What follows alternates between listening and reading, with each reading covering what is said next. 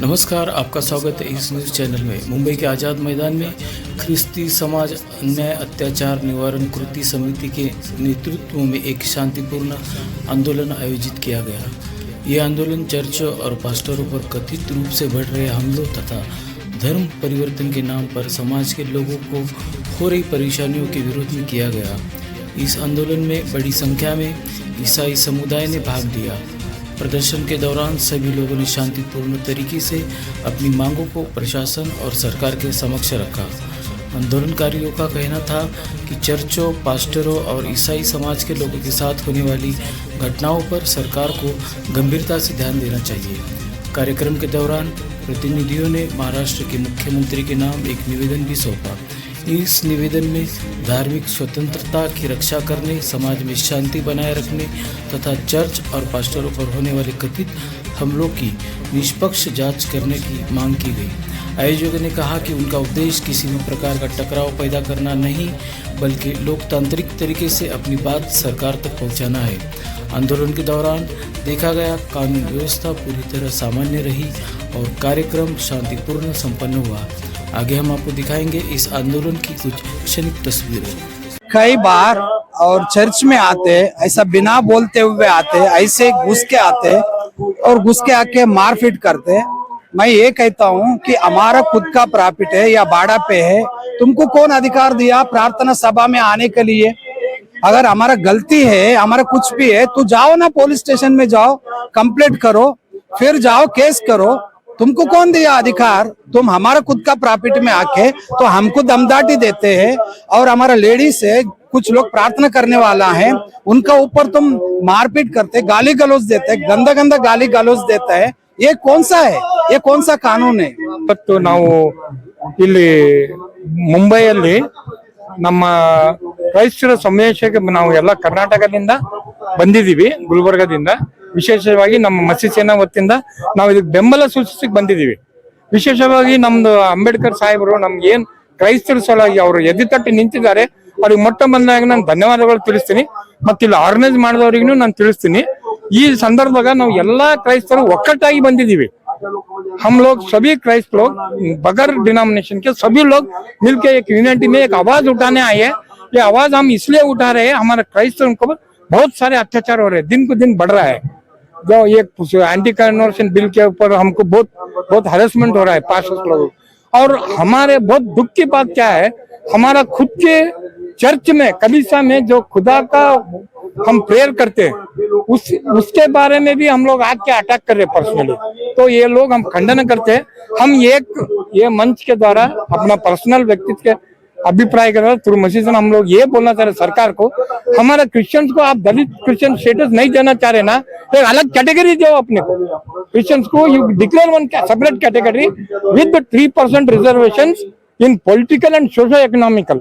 That will bring us up because we are a part of our Indian. We are also Christians are a part of our Indian constitution. We too have rights. We too want to enjoy the benefits of the government scheme.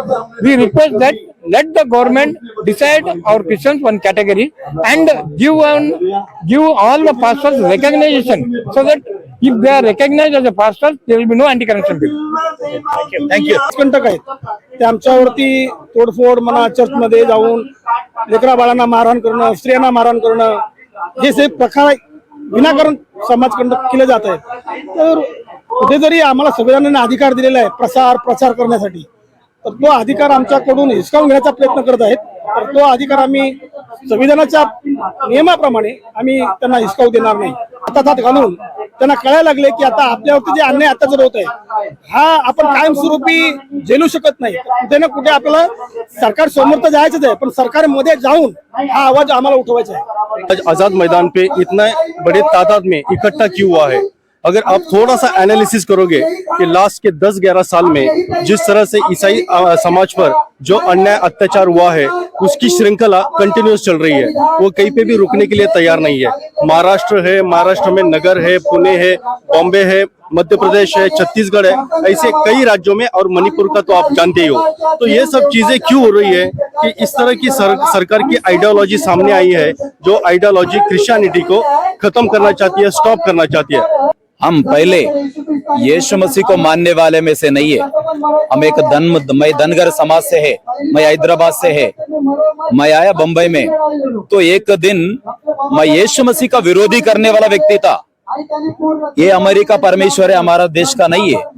तो मैं तो एक दिन मेरे को time pass नहीं हो रहा था। एक दिन तो एक भाई ने बोला आता है क्या? ठीक है, देखते हैं तुम लोग का कैसे प्रार्थना करते हैं। मैं तो बोरीवली चर्च में, न्यू लाइफ चर्च में, और मैं तो देखने के लिए गया था। देखने के लिए गया, जो प्रभु ने मुझे स्पर्श किया, उसी दिन मैं प्रभु यीशु मसीह को स्वीकारा है।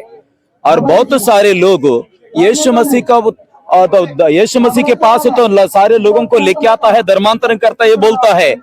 मैं खुद बोलता हूँ, मैं कोई धर्मांतर कोई भी नहीं करता। यहाँ पर कोई किसी को बल जबरी किसी को धर्मांतर आज तक किया ही नहीं है। ऐसा किया तो आप कठिन कार्रवाई गवर्नमेंट कर सकते, उसके आर्टिकल है और सब कुछ लिखा हुआ है। और हम तो यीशु मसीह के पास आया है, और यीशु मसीह का हम प्रार्थना करते समय पर हम तो आज पास्टर भी है। और दूसरा, हमारा इस भिवंडी में और महाराष्ट्र में, मुंबई में, पालघर में, ये सब मीरा रोड में और मलाड में बहुत सारे लोग चर्च के ऊपर लोग अन्याय करने लग रहा है। हमारा भाइयों को मार रहा है, सिस्टरों को मार रहा है, चर्च में हमला कर रहा है। प्रार्थना करना गुनाह है क्या? प्रार्थना करना गुनाह है क्या? हम तो दंगा पसा रहे क्या? विरोध सिखा रहे क्या? किसी के खिलाफ चला जा रहा है क्या? नहीं है ना। हम किसी को तकलीफ नहीं दे रहे, हम तो प्रार्थना कर रहे, यीशु मसीह का शांति से प्रार्थना कर रहे। मैं बोलना चाहता हूँ, मेरा बड़ा भाई नक्सलवादी है, वो एनकाउंटर में मर गया। मेरा दूसरा भाई नक्सलवादी है, वो सेकंड नंबर भी वो सिलेंडर हो गया। थर्ड नंबर नक्सलवादी ने बोला अभी तेरा बारी है। अगर मेरे को बाइबल मेरे हाथों में नहीं मिलता है, आज मैं एक नक्सलवादी बनकर रहता, आज मैं जिंदा रहता या मर जाता, कोई गारंटी नहीं था मेरा। मैं कितना लोगों को कत्ल करता होगा, वो तो ये कौन ये कर सकता है। आज मेरे हाथों में बाइबल है, तो बाइबल मुझे बदल दिया है। और इस वजह से हम तो प्रार्थना करने वाले को और तो जो ये लोग को तकलीफ दे रहा है, इस विषय में हम तो खंडन करता है उस लोगों को। हमारे लिए प्रकाश अंबेडकर साहब आए थे यहाँ पर बोलने के लिए, तो हम विश्वास करते हैं कहीं ना कहीं जो सताने वाले हैं वो थोड़ा सा अपने आप को रोकेंगे करके। रुकना चाहिए क्योंकि बहुत सारा मसीह लोगों के ऊपर अत्याचार हो रहा है। हमारे मुझे 2 सालों में कितने सारे 40 चर्च हमारे बंद हो गए और हम लोगों को बहुत सताव हो रहा है। हर जगह पर पास्टरों पर झूठा आरोप लगाया जा रहा है और उनके ऊपर FIR करके झूठा उनको जेल में डाले जा रहे हैं। तो कहीं तो हम लोगों को न्याय मिलना चाहिए। हमले होत आहे, चर्चेसवरती जे हमले करत आहेत आणि हे बिनबोडक जे लोक येऊन धर्म परिवर्तनाचा जो अजेंडा चालू केलेला आहे त्याला कुठेतरी खंडन रोख झाली पाहिजे आणि हे जे बेबुनियाद आरोप आहेत ते रोखले पाहिजेत। त्याच्यासाठी आम्ही इथं सर्व ख्रिस्ती समाज हजारोच्या संख्येने इथं जमलेला आहोत। आमची तळमळ आहे की जे सत्य आहे ते सत्य बाहेर आलं पाहिजे। सत्य नाहीये परंतु एक बोबाटा केला जात आहे आणि ते बोबाटा आणि जे खोटे आरोप लावले जात आहेत, FIR फाडत आहेत, तर त्याच्यावरती कुठेतरी रोक आली पाहिजे, ते थांबलं पाहिजे। ह्यासाठी पूर्ण ख्रिस्ती समाज इथे जमलेला आहे। महिलांचा सन्मान म्हणतात आणि ख्रिस्ती समाजच्या महिलांना मारझोड करतात, बहुजन समाजाच्या महिलांना मारझोड करतात, त्यांच्या चर्च तोडतात, त्यांच्या चर्च मध्ये घुसतात। ही अथॉरिटी कोणी दिली? कुठलं परमिशन येते या लोकांना? एकंदरीत जे धर्मांतर केलं जातंय असं बोललं जातं वारंवार, तुमची संख्या वाढते का कमी होते? धर्मांतर होत असेल तर सिद्ध करून दाखवावा। त्यांनी सिद्ध करून दाखवा की हे धर्मांतर आहे। अहो, आतापर्यंत कोर्टामध्ये अनेक केसेस गेल्या, अनेक पास्टर लोकांवरती खोट्या केसेस टाकल्या, पण हे अजूनपर्यंत आयुष्यामध्ये सिद्ध करू नाही शकले कोर्टामध्ये। हे लक्षात घ्या, या खोटे गुन्हे दाखल करा, सत्वा त्यांना। हे एक आहे ना, हे या सरकारमधले असणाऱ्या B टीमला हे लोक पाठवतात आणि बहुजन, रंजले गंजले, ख्रिस्ती अशा लोकांवरती अन्याय करायला लावतात। कारण नहीं सहेंगे, नहीं सहेंगे, नहीं सहेंगे।